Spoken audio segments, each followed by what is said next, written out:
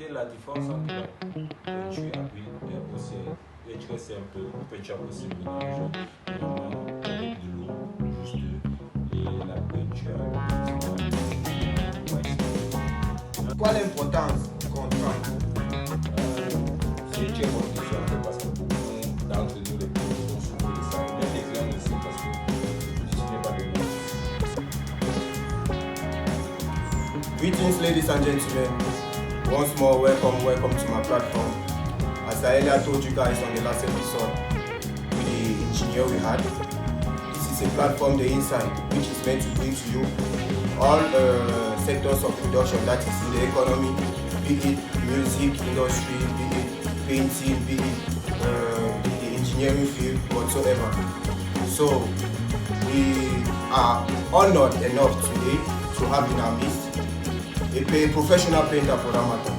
And let me not lie to you, I've seen his works, and that's the sole reason, the main reason why I had to come see him at his place. So, ladies and gentlemen, without any wasting of your time, I present to you Mr. Frankline. Sir, thanks for having us. It's a very big pleasure having us at your place. So, before anything, personally I know him, but he will start by introducing himself and giving us a little bit of his background story. You understand? So, sir, please. Yeah, as my personal person said, I am Frankline. I'm a professional painter. I've been in painting since 2011, so I have the experience in the work. So I've been there for a while, so I know what I'm going to talk about. I know why we are here, in fact. So that's the little I can say for now. Okay, you've all heard him. So, Sam, you said you've been in the industry since 2011. Yeah. That's a whole long time now. If I'm to calculate, that should be at least 14 years. Yeah. So you guys can understand the whole situation. It's a 14 years of experience, of professionalism.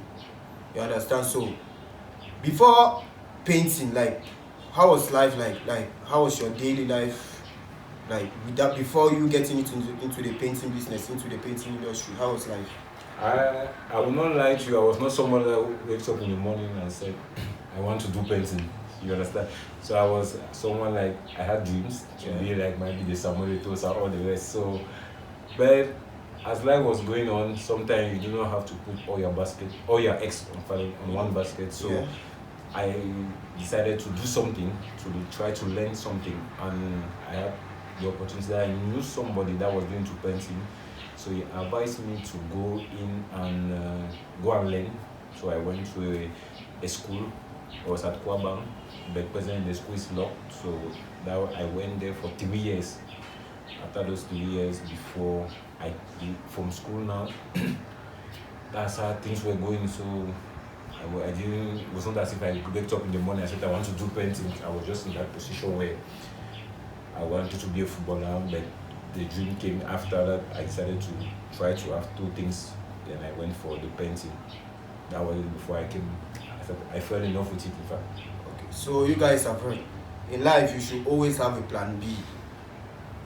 His dream was to become a professional footballer, but along the line, things didn't happen as planned. So he went into a plan B for 3 years. That's painting, learning how to paint and all of that. And by God's grace today, he's a professional painter. So, sir, like along the line, because for the fact is this, there is no field in life without difficulties. There is no way a Samuel Eto'o will tell you he became what he became overnight without suffering, without going through some racist comments and all of that by the fans. But in your own field now, we wouldn't say racism, but like what are the difficulties? What are the difficulties, the hard times that you face becoming a professional painter? Like in this line of work, what are the difficulties you faced so far? I can say my first difficulty that I faced was after school.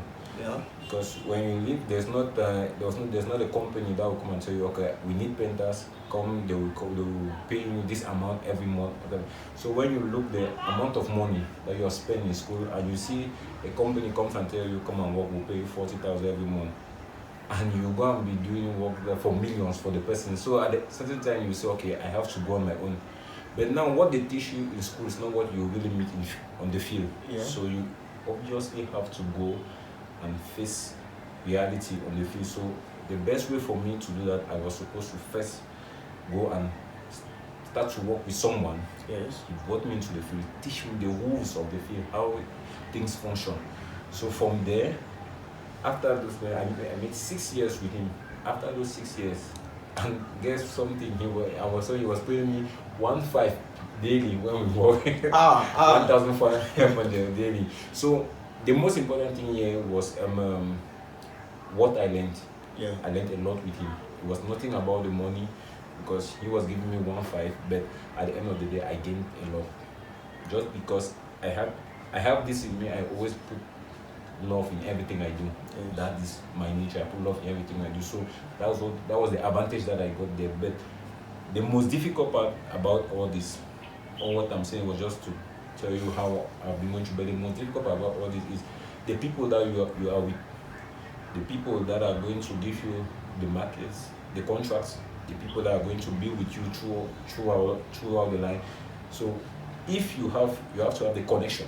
You have to have the right people that will bring you to the right connection, because there are also temptation there. Yeah. There are those the things that we see in the night, I can say like that. So there are those temptations that you are going to face. There are a lot of things that you are going to face. Like people will call you, give you market, and when you have that contract, at the end of the day, the contract will fail. Because you can take a contract for 1 million francs, at the end of the day, nothing guarantees you. Even you have made a contract form with the person, nothing guarantees that the person will give you the money. Sometimes they don't even give you the confidence enough to give you that type of contract. Yes. So those are the type of difficulties we face, because sometimes they say you are young, you are not capable to do this, because they believe that only people with a lot of experience can do something. So it's a type of difficulties as young people, young entrepreneurs that we face outside. Okay, you guys are afraid, you are afraid. The difficulties you face, starting off with 1,500 daily pay. Omo, the money for 1 or 2. But nevertheless, as he earlier said, the most important thing was the lesson, the teachings he got from his mentor. And you can see today he has become who he is, a professional painter, making a living out of it. So I'll switch to French. Let me test my French skills a little bit. And bon, j'ai toujours eu à comprendre qu'il y a deux genres de peinture à huile, peinture à eau. Donc c'est quoi la différence entre les deux en fait? Disons, vous voulez faire un travail et vous allez, bon, qu'est-ce que vous allez proposer aux clients? Peinture à huile, peinture à eau. C'est quoi la différence en fait? La différence entre la peinture à huile et à eau, c'est très simple. Une peinture à eau se mélange généralement avec de l'eau, juste, et la peinture à huile se mélange avec du diluant, le white spirit. Maintenant, la peinture à huile a ses avantages. Elle peut partir sur le fer, elle peut partir sur le mur, mais la peinture à eau est plus souvent préférable pour les murs uniquement. Oui. Et sur la peinture à eau, vous avez des différents types de peintures, comme les peintures à eau lavables, ce qui est non lavable, les peintures mates, les peintures satinées, sont des peintures de haut de gamme, en fait, sont des peintures de haut de gamme. Donc, il y a beaucoup, quand vous entrez dans la peinture à eau, il y a beaucoup de types de peintures. Il y a ceux qui sont lavables, ça a l'effet plastique, quoi, sur le mur. Il y a les peintures à huile, elle est bien. Personnellement, je propose souvent qu'il y a les peintures à eau lavable pour l'intérieur de la maison comme l'extérieur, parce qu'il y a des peintures spécifiquement pour l'extérieur. Il y a des peintures spécifiques pour l'intérieur et l'extérieur en fait. Et je propose plus la peinture à huile pour les fers, pour tout ce qui concerne les fers, les protèges, fenêtres, tout ça. C'est ça que je propose plus la peinture à huile. Donc, vous pouvez un peu voir là où il y a la différence en fait. Donc, c'est un peu ça. Bon, comme vous avez suivi, comme il a dit, vous avez compris la différence. Et maintenant, j'aimerais comprendre quelque chose. Bon, en fait, disons que je suis un client qui veut mettre la peinture dans sa maison et je viens vers vous. Bon, c'est quoi la première question que vous posez à un client pour savoir ce qu'il veut et comment vous allez marcher sur la ligne pour atteindre ses objectifs. Donc c'est un peu quoi la conversation entre toi et le client? Ok, ici, il faut arriver là. En fait, avec le client, il y en a des différentes formes pour gagner un marché. D'abord, avec le client, il y a différentes formes. Il y a des marchés où c'est toi qui appelles le client, après qui part vers le client. Il y en a des moments où c'est le client qui vient vers toi. Et il y a des moments où c'est un ami qui te connecte, une personne qui te connecte à un client. Donc il y a d'abord ces différentes parties-là qu'il faut regarder. Maintenant, il y en a maintenant la partie où, lorsque j'arrive chez un client qui m'a appelé, la plus grande chose qu'il faut d'abord faire, c'est d'écouter le client. Tu écoutes le client, tu écoutes ce que le client veut, ce qu'il attend de toi, ce qu'il veut, le résultat qu'il veut. Maintenant, tu essayes de voir si ce qu'il veut vraiment va marcher chez lui, va vraiment donner chez lui ou pas. Si ça, tu penses que ça ne va pas donner, c'est là où tu donnes ton opinion en tant qu'expert, tu donnes ton point de vue en tant qu'expert que ok, ici ça peut donner, ici ça ne peut pas donner. Parce qu'il y a des différentes choses qu'il faut faire comprendre au client. Est-ce que la maison est assez spacieuse? Est-ce que la maison n'est pas trop étouffue? Il faut. Quand un client peut venir te dire je veux que tu mets le noir et le blanc chez moi. Quand tu comprends le noir dans un salon par exemple, ça ne sonne pas bien. Mais est-ce que tu agences ça avec du blanc? Ça peut donner. Pour que ça donne, il faut que tu saches d'abord qu'il faut que la maison soit d'abord tellement spacieuse. Il doit y avoir tellement d'espace dans le salon pour que ça puisse donner quelque chose. Donc il faut être capable de déterminer. Moi je peux entrer chez un client, si c'est un client qui m'appelle et il ne sait pas ce qu'il veut, il veut juste que tu me proposes moi quelque chose qui est bien élevé. Là je sais que je dois regarder sur la maison de la personne. Est-ce que c'est une maison qui est étouffée? Est-ce qu'il a beaucoup d'enfants? Est-ce que c'est une personne qui reçoit de grandes personnes? Est-ce qu'il reçoit des gens chez lui? Eh bien, il veut juste mettre la peinture comme ça, juste pour que ça soit propre. Je dois regarder tout cet aspect-là maintenant pour pouvoir dire, bon monsieur, je pense que vous pouvez mettre telle couleur, vous pouvez faire ci, vous pouvez faire ça. Maintenant, il y a des clients qui arrivent, ils vous fatiguent d'abord parce qu'à pour lui, il te dit, je n'ai pas moi l'argent, fais mieux, il veut quand même que ça soit fais quelque chose. Donc, il faut regarder ces aspects-là. Donc, c'est compliqué parce que ça dépend du client qui est face à toi. Ça dépend du client qui est face à toi et ce qu'il veut et comment est-ce que sa maison est. Parce que quand tu arrives, même étant au portail, même en fait, si la maison qui est au portail, quand tu arrives directement étant devant le portail, tu as une idée claire du type de peinture, de ce qu'il faut faire chez lui. Maintenant, tout dépend du type de client. Il y a des clients qui ont des moyens et ceux qui n'en ont pas et ceux qui en ont. Donc tout dépend. Et il y a des clients qui sont exigeants. Quand il veut quelque chose, peu importe ce que tu dis, il te dit c'est ce que je veux, c'est ça que je veux. Il te dit c'est ça que mais si ce n'est pas bon, il n'y a pas de problème, j'assume. Donc il y a des clients comme ça, il y a des clients qui ne savent pas ce qu'ils veulent. Donc c'est un peu dans ce point, quand on arrive, on veut prendre un marché, en fait, on doit d'abord écouter le client avant de dire au client que voici ce qu'on pense qu'on peut faire, Et maintenant, c'est là où le client peut décider maintenant de nous demander de faire un devis. Lorsqu'on lui fait un devis, il va juger si ça vaut la peine, s'il peut partir ou pas. Ok. Et vous l'avez écouté, donc c'est un peu ça. Et maintenant, on aimerait savoir l'importance du contrat, donc déjà signé avec le client. C'est quoi l'importance là? Parce que je crois que c'est très important pour mettre des choses légales avec quelqu'un, pour éviter mon argent. C'est ce que je crois. Mais dans votre métier là, c'est quoi l'importance du contrat?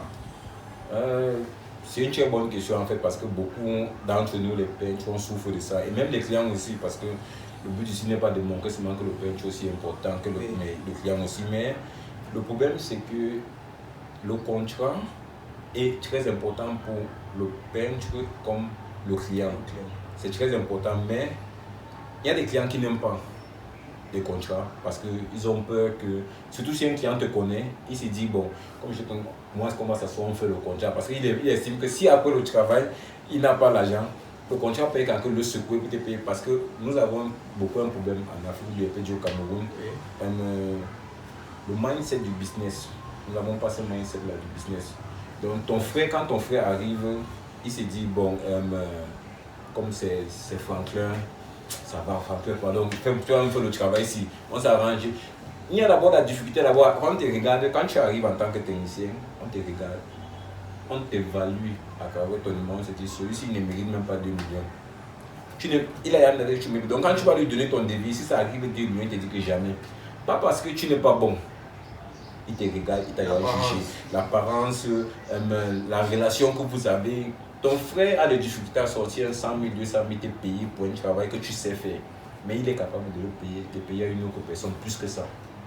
Donc tu vois, Parfois, c'est là où l'importance du contrat arrive parce qu'il faut mettre quelque chose au sol, que même si c'est une personne que tu connais, il doit être capable de payer ton argent à la fin de ton travail. Parce que c'est à travers ça que tu nourris ta famille, c'est à travers ça que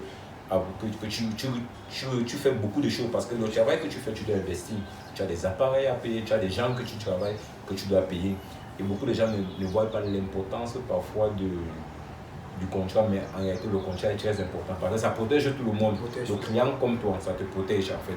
Si je fais mal le travail, donc dans le contrat, je fais un travail qui n'est pas là, tu as le droit de me porter plainte, de me demander de recommencer. Et là, c'est à mes frais, c'est plus à tes frais parce que le contrat stipule clairement que je dois faire ci, et je n'ai pas fait cela. Et c'est la même chose chez le client. Si je remplis tout ce que je dois faire, qui est stipulé dans le contrat, ok, le client aussi doit me remettre mon dû pour que je puisse payer aussi les gens avec qui je travaille pour que tout le monde soit heureux. Donc parfois c'est aussi l'importance du contrat.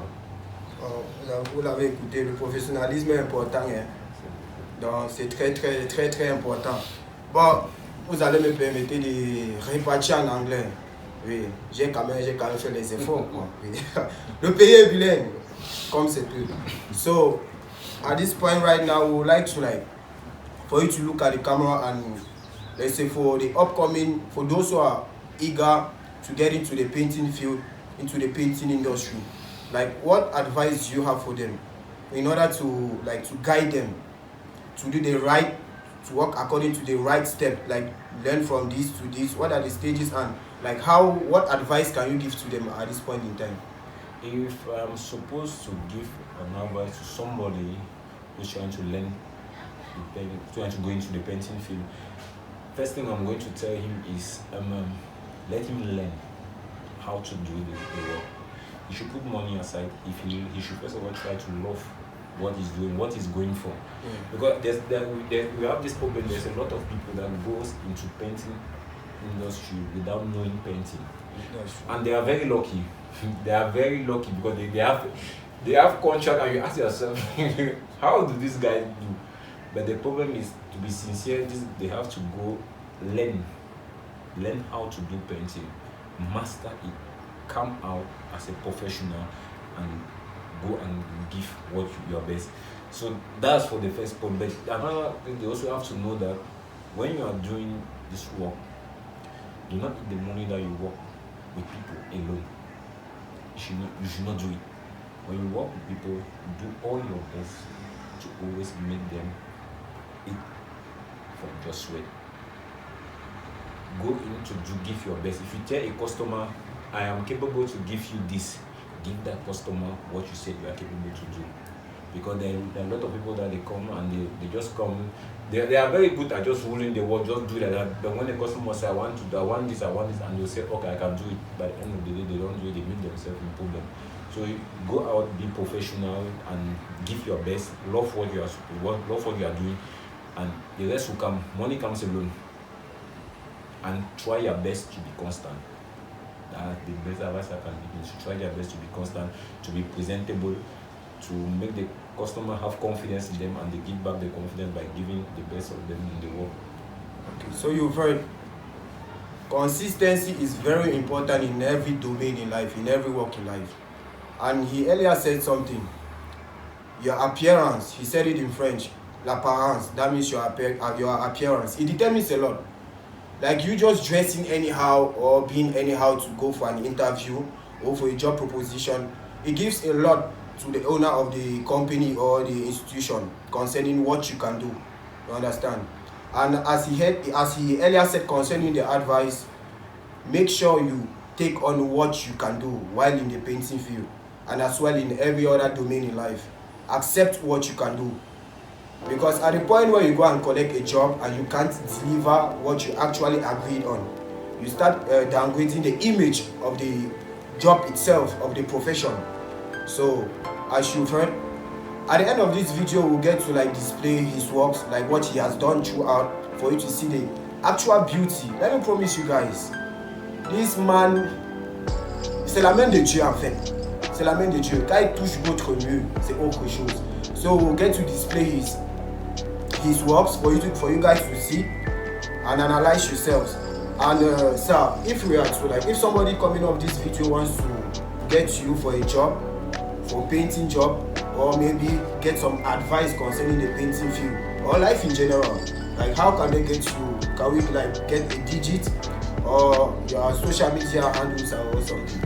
Yeah, you can contact me through you can go to my Facebook, it's written in NF Pension Maison, or you can get my number, and even on my Facebook you get my number there, which is 655 06 95 27. Like it's 655 06 95 27. Or you can see go through Google, just look the NF Pension Maison, and you will see everything, all the information that you need there. So you guys are heard. And at the same time, I will make sure I put his number on the screen and all his social media handles so you can easily get to him. And again, the name is NF Paint. NF Paint. In case you want to understand it, English, paint is just the paint. NF Paint. So thank you, sir, for having us. It's been a great pleasure. We thank you very much. Thank you. And thank you. So stay tuned for the next episode as we bring something very special again to you next time. One love, stay blessed, peace.